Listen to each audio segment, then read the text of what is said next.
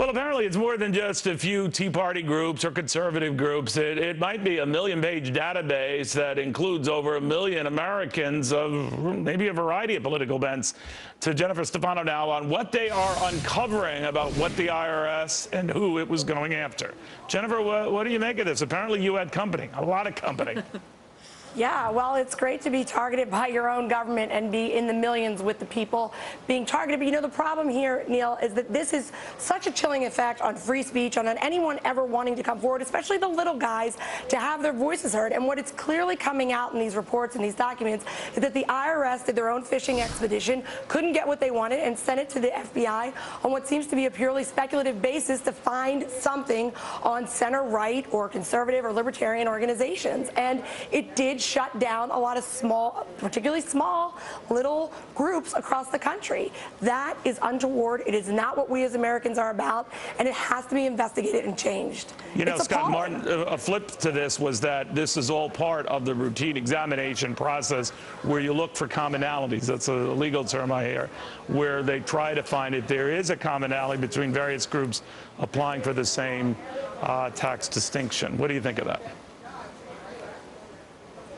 Neil, but I'll tell you what, I mean, Jennifer mentioned it. You know, you're talking about 1 million plus records here being shared. You know, that's the thing. The defense to this was, well, we pushed the protocols, but nobody broke any laws. Well, yeah, you did, and it's pretty clear that somebody took a targeted approach to this. This wasn't like a little slip-up where, hey, it was this piece of data, that piece of data on a disk or two. This was a massive breach of security that they're trying to clean up, which, by the way, Lois Lerner tried to clean up, you know, a few months ago when she incriminated herself when she said she didn't do anything wrong. You know, I just always worry with this stuff, drip, drip, drip, we get more and more. It's horrifying. It's absurd. It's infuriating. This one really bugs me. How do you feel about it? I know, right? Well, shouldn't the IRS get a subpoena to go through all of these, or to send all the, or the FBI rather, I got it backwards, go to the IRS with a subpoena to get these records if they were looking for any kind of criminal activity? Am I not understanding it correctly? I mean, they didn't do that. It's such an overreach. Indications they did not.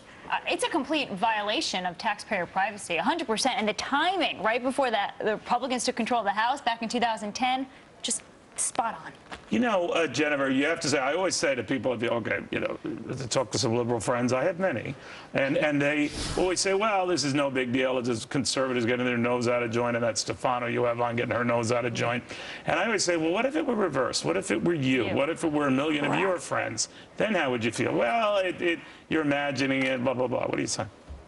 Right, and as I say to the few liberal friends who will still speak to me, that if they can do it to me, they can do it to you. But I have a solution, Neil, because here's the deal. There are 90,000 IRS employees, and you know they spend over $11 billion a year investigating Americans, our own citizens.